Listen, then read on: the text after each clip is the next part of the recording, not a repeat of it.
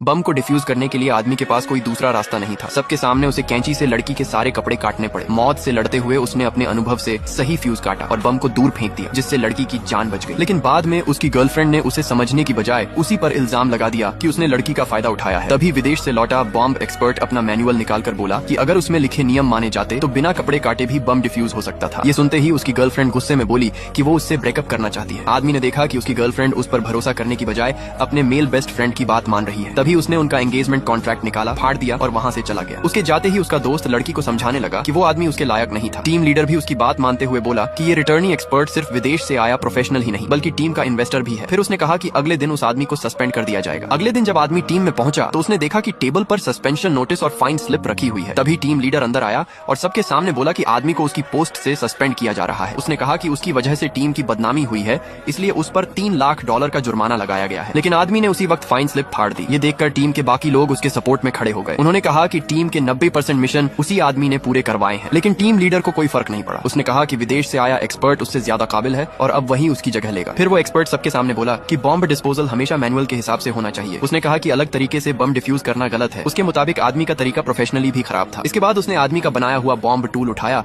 और मजाक उड़ाते हुए बोला, ये क्या है, कान साफ करने वाला चम्मच। फिर उसने आदेश दिया कि ऐसे सारे सामान को फेंक दिया जाए और अब से सिर्फ उसके नियम माने जाएंगे। अगले दिन आदमी पार्क में बैठकर मछली पकड़ रहा था। तभी टीम लीडर का कॉल आया। उसने कहा कि तुरंत शॉपिंग सेंटर में हुए बम हमले की जगह पहुंचो। आदमी ने शांत होकर जवाब दिया, रूल्स के हिसाब से सस्पेंडेड लोग डेंजर एरिया में नहीं जा सकते। इतना कहकर उसने फोन काट दिया और फिर से मछली पकड़ने लगा। लेकिन थोड़ी देर बाद उसकी एक्स गर्लफ्रेंड का कॉल आया। वो रोते हुए बोली कि वो उसी शॉपिंग सेंटर में फंसी हुई है और किडनैपर्स उसके शरीर पर बम बांधने वाले हैं।